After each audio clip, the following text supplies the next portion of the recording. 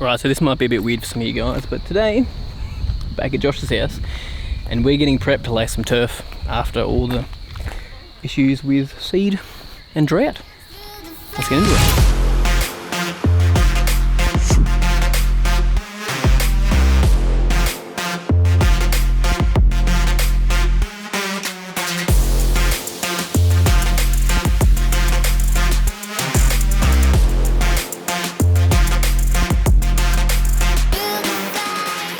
Yo mate, what up? Welcome to another lawn tip vid.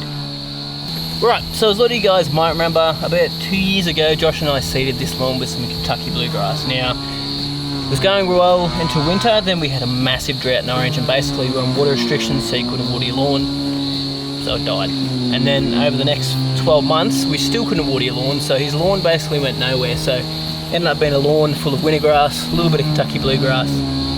You know, that was basically about it. So since Josh doesn't have a bore or anything like that, and the water restrictions are still here in Orange, you can water your lawns now, but you cannot, like, I can't remember exactly what the rule is, but you can't water all the time. So Josh and I decided Josh decided, and I just went to cool me, that he's basically going to put down something like some cooch. So we're going to get some TifTuf cooch in here from Lawn Solutions. Shout out to those guys for helping us out with this grass as well. But yeah, we're going to be putting that in here because the Kentucky bluegrass just takes too much water, and he doesn't have a bore, and you know, we don't want to be relying on the water supply and water restrictions to kick out for this to work. So what Josh has done is he brought the turf cutter in, cut out all of the old stuff, as you can see, and put them in piles here with Bobcat, and now he's just turning up with the truck just here. Going to load that into the truck, get rid of it, and then get ready for some turf.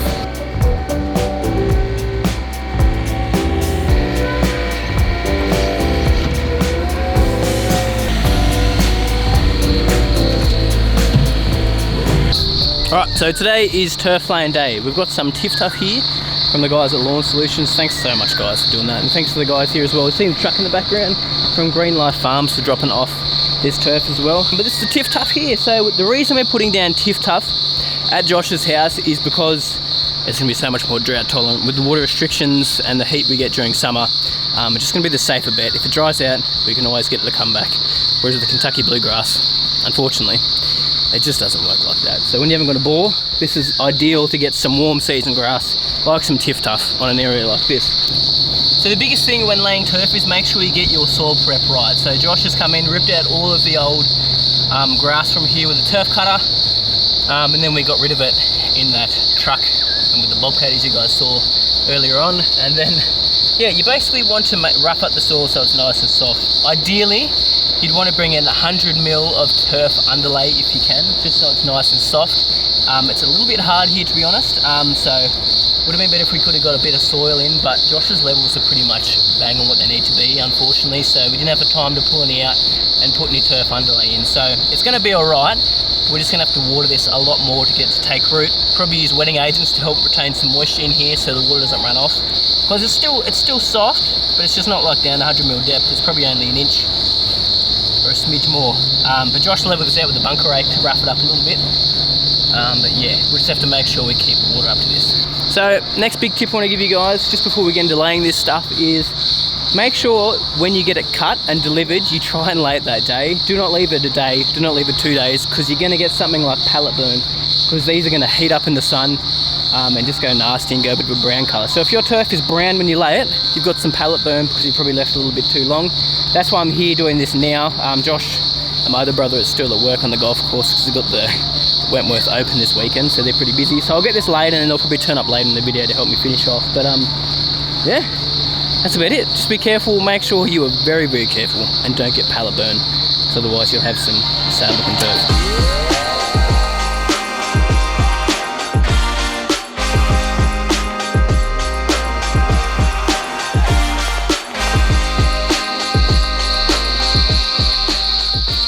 So laying turf isn't too complicated. Basically drop it where you want it and you lay it out. Pretty simple. Now, I'm gonna do a perimeter along this edge and then I'll show you guys how we're gonna lay it. We're basically gonna do like a brickwork sort of pattern just to stop erosion, and we're gonna go across the hill as well, just so the turf doesn't move. So if we went up and down with this slope, as you can see, it's a little bit slopey just here. A little bit hard to see on camera, but we're gonna lay across the hill like that. Again, to stop erosion and stop it moving if you've got any crazy storms. So make sure when you're doing this as well, you butt it up hard against the other bit of turf and up against your edges as well. So if you've got any edges like steps or something, make sure you lay it across it like this as well. So basically, you just want to do a perimeter pass, like you know when you're mowing and you do a pass around the outside, then you can do your diagonals, your up and downs, whatever. Same sort of dealio, just so we're not going to get any burn on the edges. We can have it nice and tight all the way around. Alright, so first 4 laid down. Sorry if it's a bit dark over here, a little bit shady. But you can see we've got a gap left there. Just have to make sure we cut some turf out and jigsaw it in there, so that, you know, we get some turf in there. Anyway, I'm already puffing, that's not a good sign. Let's start this off, let's get going, let's lay it down, and yeah, we'll do it.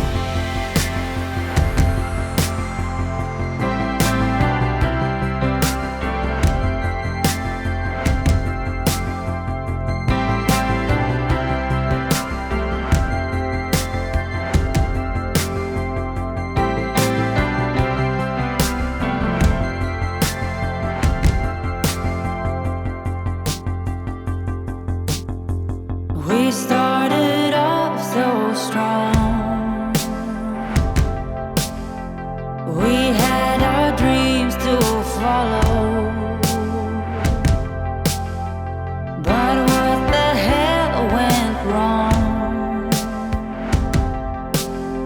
How come I feel so hollow? Alright, so I haven't had the camera on for a bit because I was trying to quickly get all the offcuts done on the edges because this turf is getting hot. Like you can see, it's starting to go off colour a little bit. It's just the way it is, so it's just because it's taken so long because there's no one else here. Got a bit of help from Josh's wife for a bit there, which was good. Yeah, so I did some offcuts on the edges, up along these edges here as well. Had to cut out where the sprinklers were, which we can see just there. And yeah, that's about it. You can see, look, you can see my footprints starting to show up now, which means this thing needs some water on it right now. So let's chuck this sprinkler on out the back, and then we'll keep doing the rest of it. So let's chuck this solenoid on.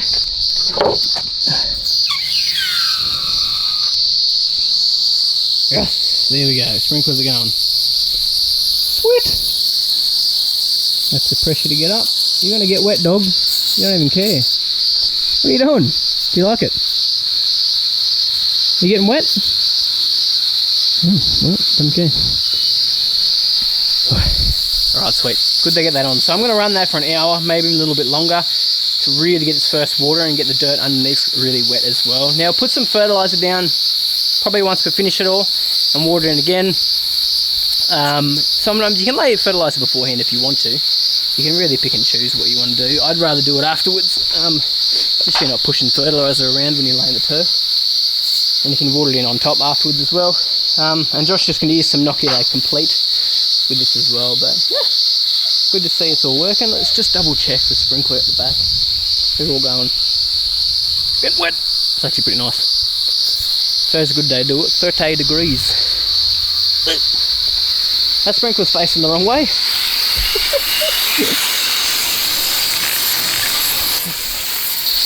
Up to the front, Josh and my little brother Taylor, who's now a greenkeeper as well, believe it or not, working with Josh because I left, going to come and help me finish this off. Now, as I said, the soil is a little bit hard, so we're going to have to give this extra water, probably some wetting agent, and just really keep an eye on it. Next week drops down to low 20s, so it should be okay. But yeah, anyway, let's get back into it.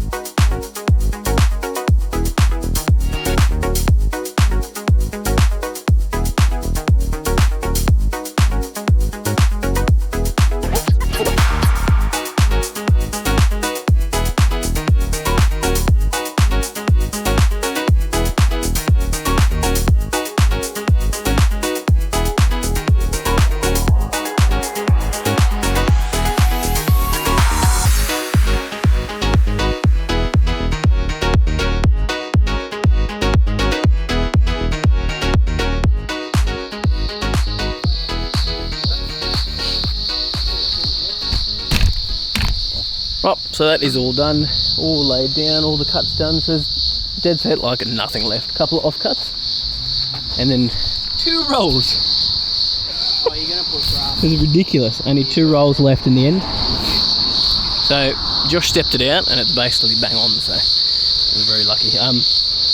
This front will get a water now for like about an hour, maybe a little bit extra. We had to give the back even longer water because it was just in the sun for so long. It's sort of stressing out a bit. I'll show you. The middle section is not too bad because we put the water on maybe an hour or 2 after we laid it, so it wasn't that bad. But the back, getting the water now. It's gone off a little bit, but not too bad. Nothing to stress about. Pretty common. They got water on it on the same day, so it's all good. Anyway, I'll come back in a couple of days and wrap up this video because I've dead set got 2 minutes on my card, and I'll just talk about a couple of things you can do, when you can put fert down, when you can do your first mowing and stuff.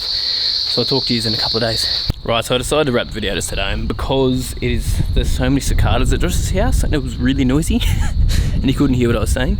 But yeah, back at home now. So basically with the turf, basically because it's been so hot, Josh's been watering it 2 to 3 times a day for about 20 to 30 minutes each time. Now the reason we want to do this is because we want to keep those roots wet all the time so they root down into the soil. So make sure you keep the water up to it. Generally it's about 20 minutes twice a day, but because we've had some heat, he's bumped that up a little bit, and because we didn't have a lot of turf underlay there as well. Just to help it root down, he's put down some wetting agents, so some Hydrolink Advance. He's put down some kelp as well to help those roots to reshoot and shoot down a little bit lower, and he's put out some Inoculate Complete now. Josh can start mowing this once basically those roots have rooted in the ground and you cannot pull it up. So it could be 2-3 weeks, just depends on the weather and how quickly it sort of establishes. But yeah, and TifTuf's a little bit quicker, so it might be 2 weeks, who knows. Turf can take anywhere from 3 or 2, depending on the weather, to 6 weeks to 7 weeks. Something like zoysia, for example, takes a lot longer to root down. But yeah, I'll make sure I keep you guys updated with his lawn. And we're going to show you when he does his first mow, does certain applications, just how we take it along the way. But yeah, thanks guys so much for watching, really appreciate it. Big shout out to the guys from Lawn Solutions again, for supplying us that turf. Make sure you guys check out their YouTube channel as well, which I'll link down below in the description. But yeah, really appreciate you guys watching, and I'll see you in the next one.